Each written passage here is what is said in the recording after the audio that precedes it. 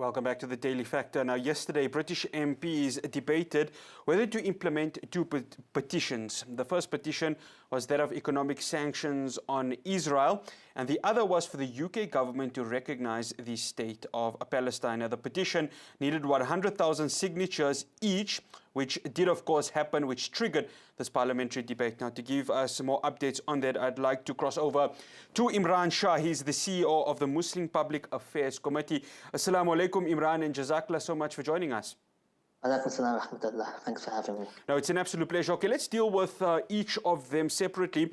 Imran, I want to start off, of course, with the economic sanctions against Israel. When you spoke of air, you were saying, of course, a lot of parliamentarians or politicians who, of course, sided with Israel were sort of like hesitant to be part of this debate. Just give us an update what happened in London. Yeah, so, I mean, obviously you have some pro-Israel Zionist MPs, and they were essentially given the same lines and the same narratives that we've seen all the time. But what was quite remarkable is that you had other MPs that kind of call themselves friends of Israel also say that they are sick and tired of the way Israel is behaving, especially of the Israeli illegal colonies. And we want to see sanctions on at least the illegal business that Israel is doing.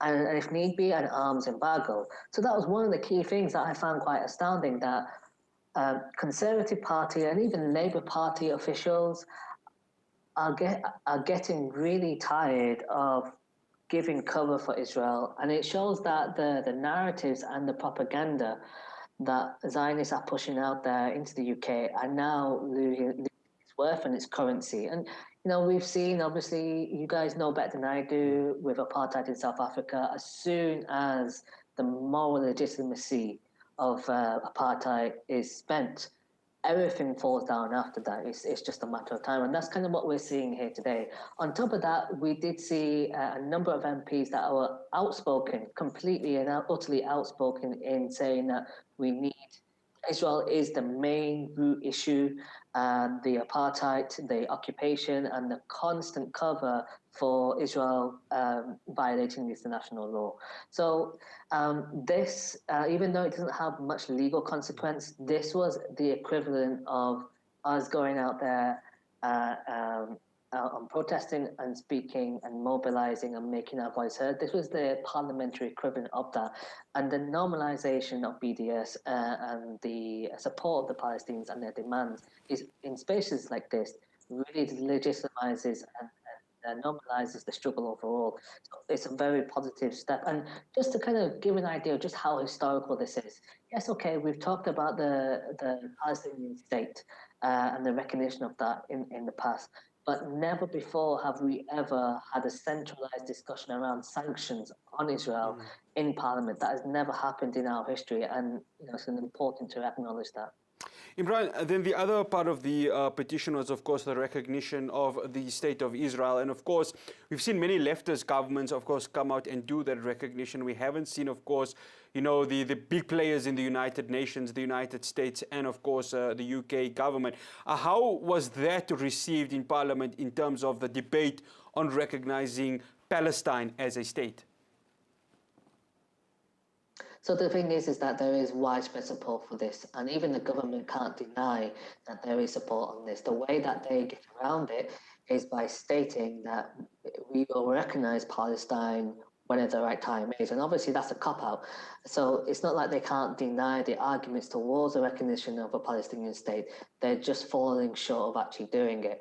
And so this is where I think a change of government perhaps will make the difference, because you know, we have a by-election in a particular constituency, Batley and Spen.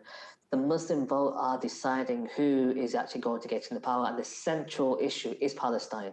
And I think now, like what we've seen with Sheikh Jarrah, East Jerusalem, you know, that is still happening on the ground.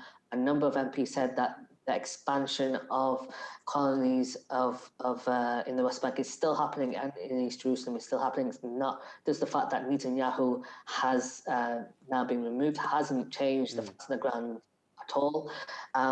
all of this is really showing a watershed moment in the UK, and I really do believe at the next election, in so many different constituencies, if not across the board, Palestine will be a central election issue.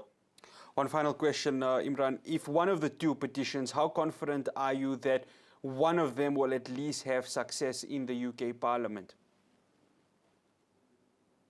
So, I mean, just to be clear, this doesn't lead to any legislative process. What this does is that enables voices or views to be debated inside Parliament. So it is purely just a debate, and unfortunately, it doesn't allow a citizen to have that much power in terms of legislation or like shaping the law. But like what it does is that it means that we can mobilize politicians and normalize the conversation around BDS. And again, the more that is normalized, the less Zionists have to harass, to demonize, to essentially trouble pro-Palestinian activists. And after we've seen the removal of Corbyn, after we've seen the purge of Labour pro-Palestinian voices, what this has done is a complete U-turn. So it enables us to have a lot of political leverage in which we and other Muslim organizations, pro-Palestinian organizations, can essentially escalate from.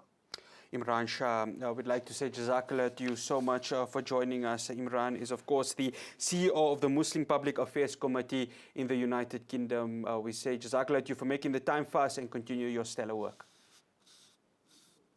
Barakallah feek. Jazakallah khair. Thank you for having me. Oh, it's an absolute pleasure.